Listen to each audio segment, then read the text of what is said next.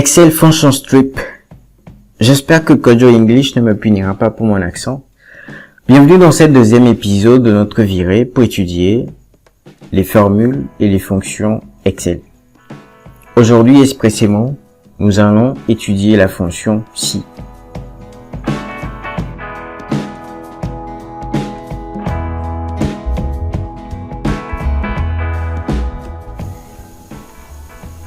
Cette feuille de calcul représente une fiche de commission pour trois équipes différentes de commercial. Donc, l'équipe plateau a pour objectif de faire 150 000 le mois, l'équipe savane 300 000 et l'équipe colline 3 millions. Et à chaque fois que l'objectif de l'équipe est atteint, elle bénéficie d'une commission de 12%, sinon c'est 10%. Avant de continuer, nous allons regarder sur la feuille 1 les opérateurs utilisés lors de l'utilisation de la fonction si. Donc nous avons supérieur, supérieur ou égal, inférieur, inférieur ou égal, différent ou égal. En guise d'exemple, si je mets la valeur de 10 ici, et là, je mets égal, si la valeur de la cellule K13 égale à 10, 10 affiche super. Si ce n'est pas vrai, donc si c'est différent de 10, affiche nul. Comme ceci. Je fais ma parenthèse, je fais entrée. Je reclique ici et je clique sur FX pour voir un peu sur quoi ça ressemble. Cette boîte de dialogue s'appelle le solver en fait. Donc, dans le solver, nous voyons la fonction et tous les paramètres qu'il prend pour faire son opération. Donc lorsque K13 est égal à 10, il m'affiche super, nul si ce n'est pas vrai. Qu'est-ce qui se passe quand je mets 8? Il me met nul. Qu'est-ce qui se nul, 8 inférieur à 10, il met nul. Si je mets 13, il met quand même nul parce que 13, notre opérateur cherche une valeur exacte. Donc 13 est différent de 10. Je vais m'amuser à mettre les contraires côte à côte. Comme ceci. Je le déplace. Non, pas comme ça. Je prends les deux que je déplace plus haut. Voilà. Donc, lorsque je fais une comparaison, je cherche une valeur supérieure à une autre valeur, par exemple. Si ce n'est pas le cas, il recherche immédiatement les valeurs inférieures ou égales. Donc, les deux s'opposent, ainsi que supérieur ou égal et inférieur, de la même façon que différent et égal s'opposent. Bon. Pour revenir à notre exercice, nous voulons appliquer une commission à l'équipe plateau qui a pour objectif 150 000. Ok. Rapidement, nous allons égal si la valeur de cette cellule est supérieure ou égale. C'est-à-dire à chaque fois, si la valeur est égale à 150 000, ça passe. Si elle est supérieure à 150 000, ça passe également. Donc, supérieur ou égal à 150 000, point virgule. La valeur si vrai. Qu'est-ce qui se passe si le chiffre d'affaires réalisé est supérieur ou égal à 150 000? On fait le chiffre d'affaires que multiplie l'objectif atteint, point virgule. On passe au troisième paramètre. Si c'est faux, si la valeur est strictement inférieure à 150 000, on prend le chiffre d'affaires réalisé que multiplie objectif non atteint, qu'on ferme la parenthèse et je fais entrée. Super. Donc, vous allez voir que 168 000 est supérieur à 150 000 et le tour est joué. Maintenant, on sera tenté très rapidement de tirer sur la poignée de copie pour appliquer la formule. Seulement, comme vous allez le voir, ici, j'ai C3, J4, ici, je garde. C3, c'est la valeur de 150 000, J4, c'est la valeur des 12%, et J5, c'est la valeur des 10%. Mais quand je passe à la ligne, j'ai B12 qui est normal, mais au lieu d'avoir C3, j'ai C4. C4, c'est la référence, plutôt, c'est la référence de l'objectif de l'équipe Savane. Or, je suis dans l'équipe Plateau ici. Comment faire en sorte que Excel garde C3 même lorsque je clique sur, lorsque je fais usage de la poignée de recopie? Là, nous allons aborder la notion de référence. Je vais l'écrire comme ceci. Référence absolue de référence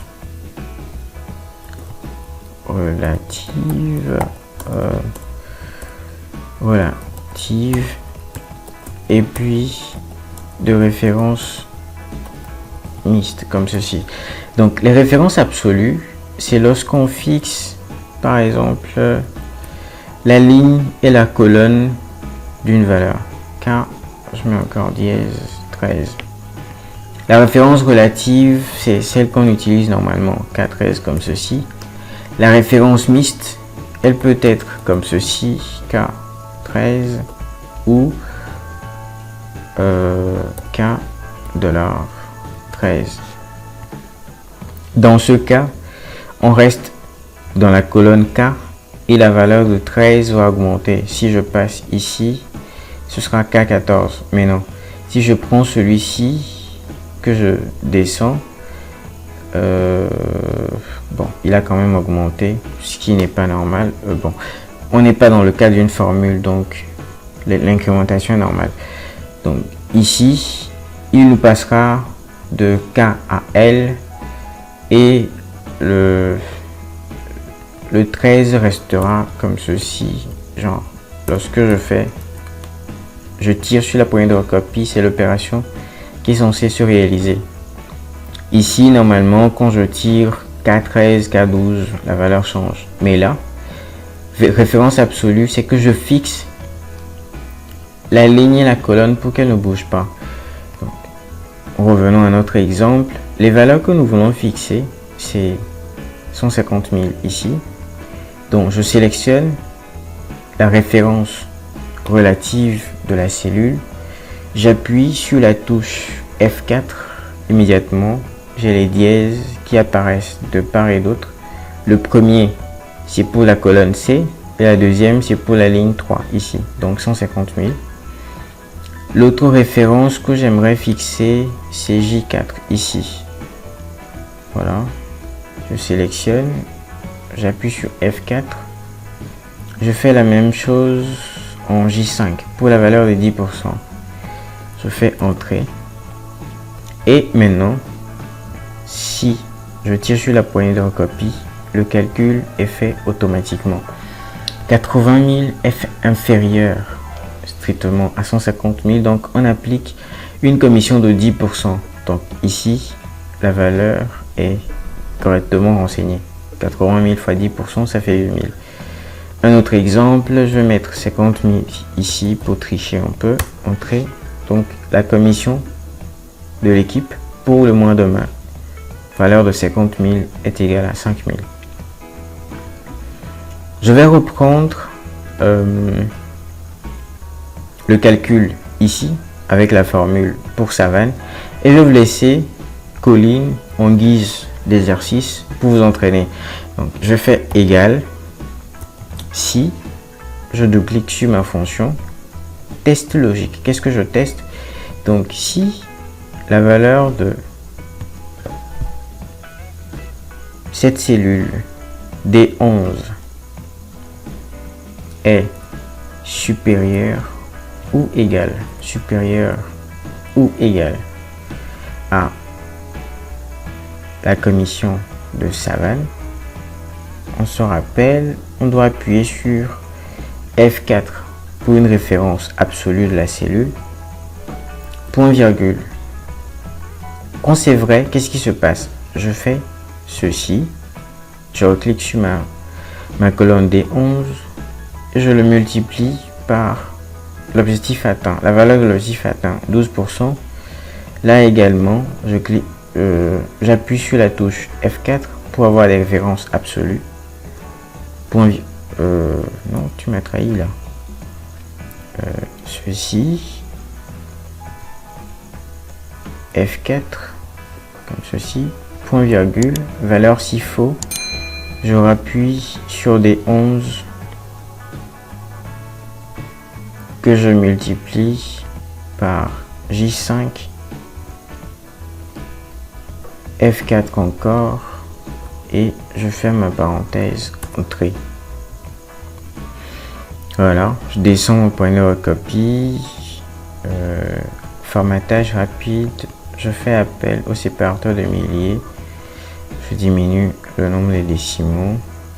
Ici, il n'y a aucune valeur. Ah si, bien sûr. 6131 est inférieur à 300 000, donc 10%, ça fait 10 613. Ok. Dans la précédente vidéo, nous avions étudié la fonction somme. Donc, si on me demande de calculer le chiffre d'affaires réalisé pour plateau, donc je vais avoir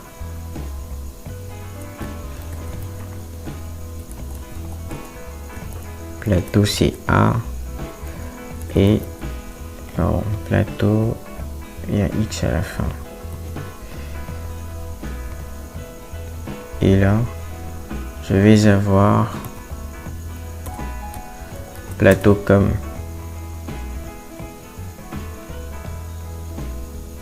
Donc là, je vais avoir égal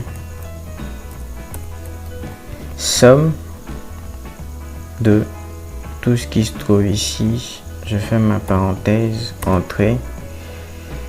Et pour la commission égale somme, pour ceci, je fais une parenthèse, entrée, formatage rapide, je vais dans les styles, je mets accent 40%, voilà, je vais mettre celui-ci en jaune pâle, voilà rapidement. Je fais la même chose pour Savane.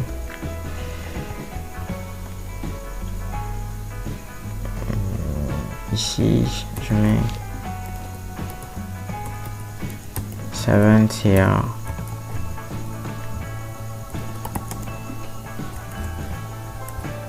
Savane com